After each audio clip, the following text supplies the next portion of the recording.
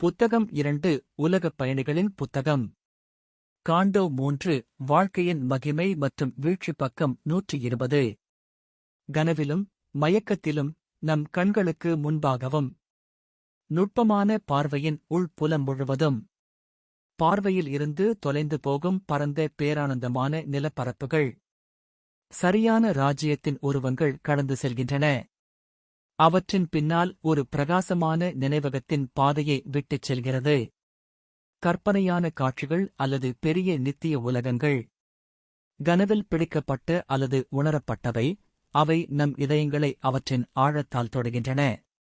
உண்மையற்றது, ஆனால் வாழ்க்கையை விட உண்மையானது. மகிழ்ச்சியை விட மகிழ்ச்சியானது, உண்மைகளை விட உண்மையானது.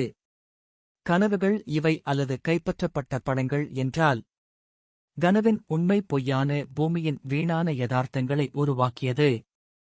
ஒரு விரைவான நித்திய தருணத்தில், அங்கே நேரலை. அல்லது எப்போதாவது நினைவு கூர்ந்தால். ஏங்காத ஒளியின் அமைதியான வானங்கள். வயலட் அமைதியின் ஒளிரும் கண்டங்கள். பெருங்கடல்கள் மற்றும் கடவுளின் மகிழ்ச்சியின் ஆறுகள். மற்றும் ஊதா நிற சூரியனின் கீழ் துக்கமில்லாத நாடுகள். இது ஒரு காலத்தில் பிரகாசமான தொலைதூர யோசனையின் நட்சத்திரம். அல்லது கற்பனையின் வால்மீன் கனவின் பாதை. இப்போது யதார்த்தத்தின் நெருக்கமான வடிவத்தை எடுத்துள்ளது. கனவு உண்மை, பூமி உண்மை இடையே இடைவெளி கடந்தது. வாழ்க்கையின் அதிசய உலகங்கள் கனவுகள் இல்லை.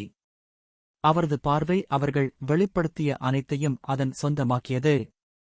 அவர்களின் காட்சிகள், அவர்களின் நிகழ்வுகள் அவரது கண்களையும் இதயத்தையும் சந்தித்தது.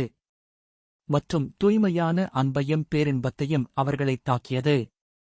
மூச்சுவிடாத உச்சி மண்டலம் அவரது பார்வையை ஈர்த்தது. அதன் எல்லைகள் சுயமாக வானத்தில் குதித்து ஒரு விசித்திரமான தடத்தை நோக்கி நனைத்தன. வாழ்க்கையின் உச்சக்கட்ட மகிழ்ச்சியின் உச்சம் விழுந்தது. ஒரு ஆன்மீக மற்றும் மர்மமான சிகரத்தில். ஒரு அதிசயத்தின் உயர் உருமாற்றக் கோடு மட்டுமே நித்தியத்திற்கு எதிராக. உருவமற்ற எல்லையற்ற மற்றும் அடைக்கலமான காலத்திலிருந்து வாழ்க்கையை பிரித்தது. அந்த உருவமற்ற பொருட்களிலிருந்து காலம் அவரது வடிவங்களை உருவாக்குகிறது. நித்தியத்தின் அமைதியானது பிரபஞ்ச செயலை வைத்திருக்கிறது.